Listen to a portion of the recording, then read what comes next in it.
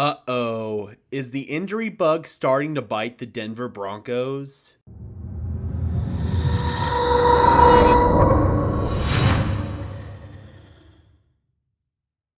Hello everyone, welcome to another episode of Denver Broncos Syndicate, part of the Sports Syndicate family of channels. On this channel, we bring you informed and in-depth analysis of our Denver Broncos. I am your host, Gage Madrid. Before we jump in, be sure to leave a like on this video, as well as subscribe and ring the notification bell so we can grow this community. I would really appreciate it. The Denver Broncos held their first 2 days of organized training activities on May 23rd and May 24th. Unfortunately, we already have a plethora of injuries to talk about. The first 4 players on this list already came into OTAs with an injury. Starting off with Randy Gregory, the Broncos already knew about his injury history when he was signed. He suffered a shoulder injury when he was with the Cowboys last season that both he and the Broncos agreed would be surgically repaired this offseason. During last month's voluntary veteran minicamp, Gregory was a non-participant in practice. He was spotted on the sidelines and he was still wearing a sling on his right shoulder. When asked if Gregory would be ready to go for training camp at the end of July, head coach Nathaniel Hackett sort of skirted past the question, saying that the team is, quote, kind of working through everything right now. Randy Gregory's health is going to be paramount to the overall success of the defense this season, as the depth chart behind him and fellow starter Bradley Chubb is a bit fishy, especially when you factor in another injury that we're going to talk about later in this video. Next, we have offensive tackle Billy Turner. Turner, of course, was brought back to Denver in free agency to compete for the starting right tackle spot.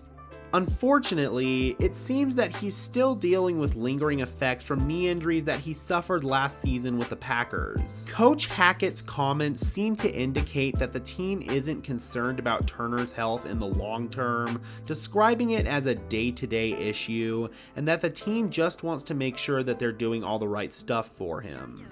One of the other 2 players that will be competing with Billy Turner for the starting right tackle spot is Calvin Anderson, who was also a non-participant in the first 2 days of OTAs. It's not clear if Anderson is not participating due to the ankle injury that ended his 2021 season, or if it's due to another reason, as these OTAs are completely voluntary. Currently, the only player that is participating in OTAs who is part of the right tackle competition is Tom Compton, but it doesn't sound like it'll be much longer before we get Billy Turner and Calvin Anderson back in the mix. Moving on to KJ Hamler, he was on the sidelines for OTAs, but was a non-participant in practice as he continues to recover from the torn ACL that he suffered last season.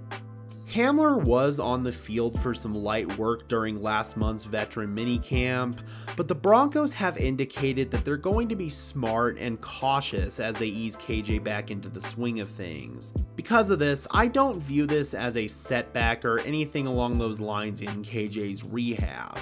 The team is still fully anticipating KJ Hamler being on the field week 1 versus the Seattle Seahawks. Another player that entered OTAs injured was 6th round draft pick Matt Henningsen, who suffered a calf strain during rookie minicamp. Henningsen was doing some drills on the sideline during practice, so that is likely a good sign that he's making good progress in his recovery. The first injury to actually take place during the first 2 days of OTAs was to edge rusher Jonathan Cooper. Cooper injured a tendon in his left ring finger that required surgery. Per Kyle Newman of the Denver Post, cornerback Ronald Darby was a non-participant in OTAs due to a shoulder injury. Darby missed 2 games last season with a shoulder injury, so it's unclear if this is the same injury or a completely new one.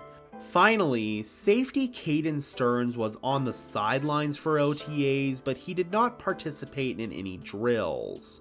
It is unclear if Stearns' lack of participation was injury related or not, as once again, participation in these practices is voluntary.